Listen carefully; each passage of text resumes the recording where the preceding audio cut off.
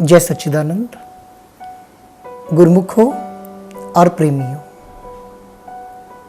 रहबर एक बहुत प्यारा शब्द है जिसका अर्थ होता है कि जो माध्यम है मुझ आत्मा को श्री गुरु महाराज जी से मिलवाने वाले। बहुत से प्रेमी बोलते हैं कि महात्मा जी, हम तो श्री गुरु महाराज जी को ही अपना रहबर मानते हैं, पर ऐसा नहीं हो सकता कि जिन महापुरुषों से आप शब्द लेते हैं और उसके बाद में वो महापुरुष आपको एक एक रीति बताते हैं। भगवान को स्नान कैसे करवाना है, तिलक कैसे समर्पित करना है, भोग कैसे लगाना है, श्री आरती पूजा कैसे करनी है, भगवान के समक्ष कैसे उपस्थित होना है, इतना सब कुछ वो बताते हैं।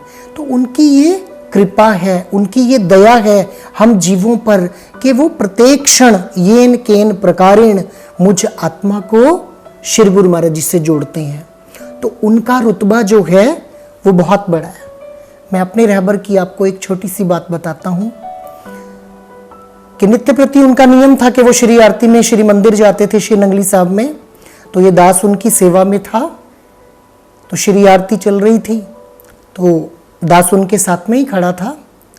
तो वैसे तो स्वामी जी का ये संस्कार था कि वो बिल्कुल समर्पित भाव से दोनों हाथ जोड़ के सामने भगवान का दर्शन करते हुए श्री आरती का पूरा नियम करते थे।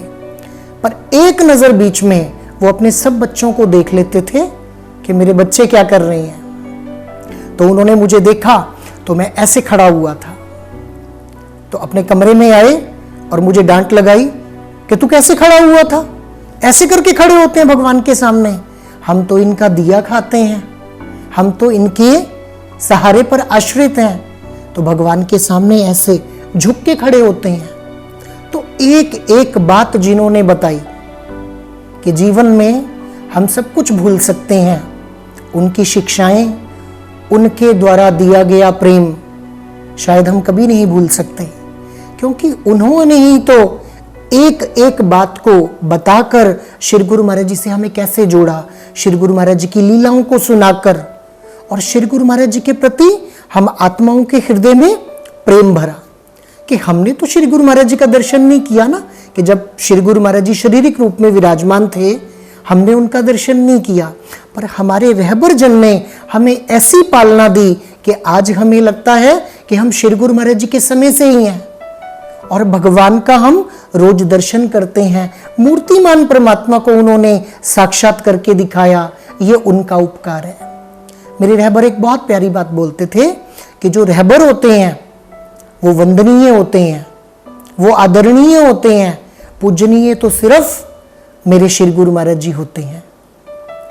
उन्होंने हमेशा एक ही बात बताई कि बच्चों, मैं माध्यम हूं आपके और श्री गुरु महाराज जी के बीच में, आपका संबंध मुझे करवाना है श्री नंगली निवासी भगवान से। वो बहुत प्यारा एक उदाहरण देते थे कि कई बार हम कुछ लोगों को देखते हैं ना कि वो सारा जीवन अपने रहबर में ही उलझ के रह जाते हैं, कि यहां तक होता है कि श्री गुरु महाराज जी को अगर मुकुट पहनाते हैं तो बराबर अपने रहबर को भी मुकुट पहनाते हैं। तो पर हमारे रहबर हमें बताते थे कि सिर्फ श्री गुरु महाराज जी पूजनीय हैं, जो रहबर जन हैं वो आपके आदरणीय हैं, माध्यम है श्री गुरु महाराज जी से आपको मिलाने का।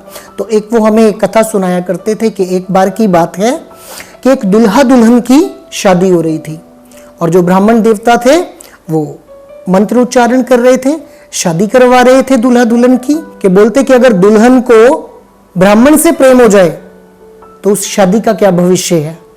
तो बोलते थे कि मैं ब्राह्मण हूं और श्री गुरु महाराज जी से आपका विवाह संपन्न करवाने जा रहा हूं, आपको मिलाने जा रहा हूं, कि जब तक आपके रहबर शरीर में हैं, मनसा वाचा कर्मणा आपका कर्तव्य बनता है कि आप उनकी सेवा में समर्पित हो जाइए।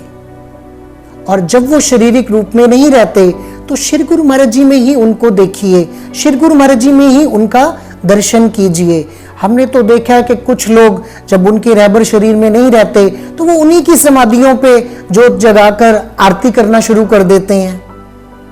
तो हमारे रहबर जन बोलते थे कि सिर्फ श्री आरती पूजा श्री गुरु महाराज जी की, कि जो प्रेम करना है वो श्री गुरु महाराज जी से करना है कि हम कभी अपने रहबर को भूल नहीं सकते कि ये उनके उपकार, जो उन्होंने हमें इतनी अच्छी शिक्षाएं प्रदान की और श्री गुरु महाराज जी के श्री चरणों से हमारे मन को जोड़ा।